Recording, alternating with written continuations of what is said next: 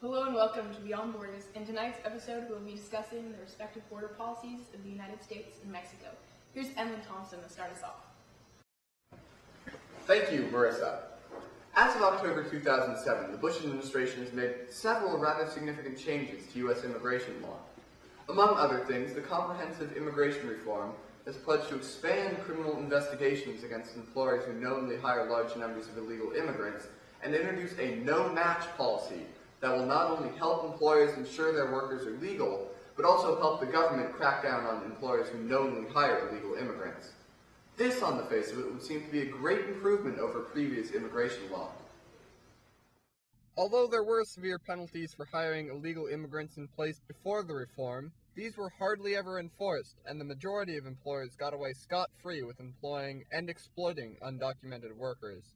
Time alone will tell if the Bush administration will take the initiative on this issue and make sure that the letter of the law is followed.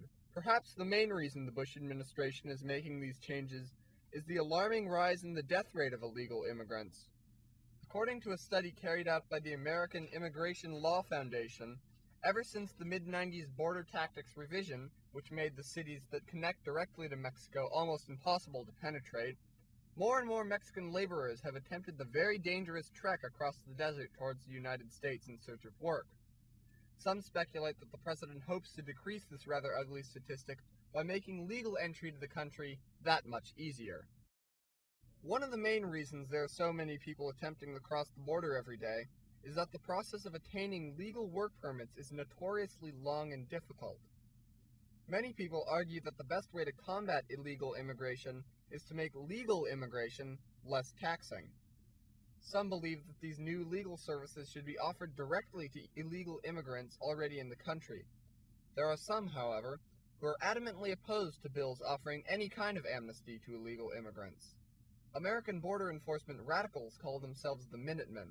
The Minutemen see the rising number of illegal immigrants as a human flood breaching our borders, who are not necessarily enemies, but have the potential to be dangerous to our country.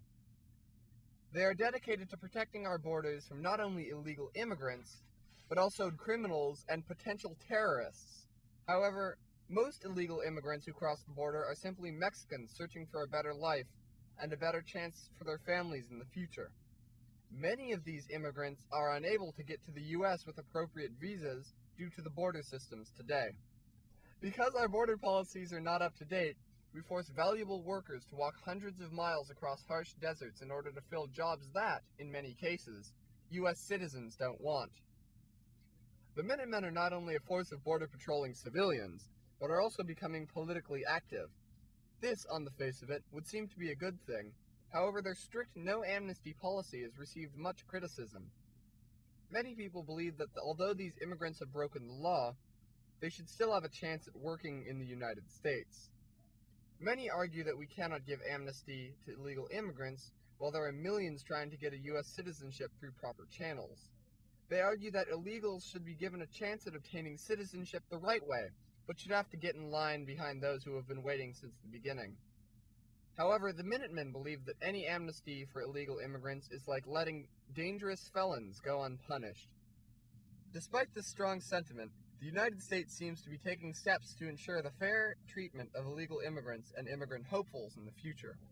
This may be in part due to the persistent lobbying from Mexican President Vicente Fox for better treatment of illegal immigrants and better work permit policies.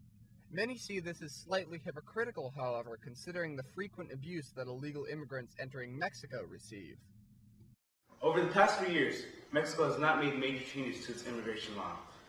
Immigration from Central America to Mexico have increased by 70%, and as of 2006, 240,000 immigrants entering Mexico have been caught and deported back home. There have, however, been reports of officers of the Mexican Immigration Agency mistreating illegal immigrants and profiling people based on their appearance. According to the civil rights group All Rights for All People, illegal immigrants have been attacked and abused by authorities for doing as little as asking for food. Some officials even go as far as to kill and rob the immigrants and make it look like it was an accident. Besides its enforcement, Mexican border law is relatively straightforward. First off, as stated in Article 32 and 34 of the Mexican Constitution, Mexico welcomes any foreigners who can contribute to Mexico's economy or social growth.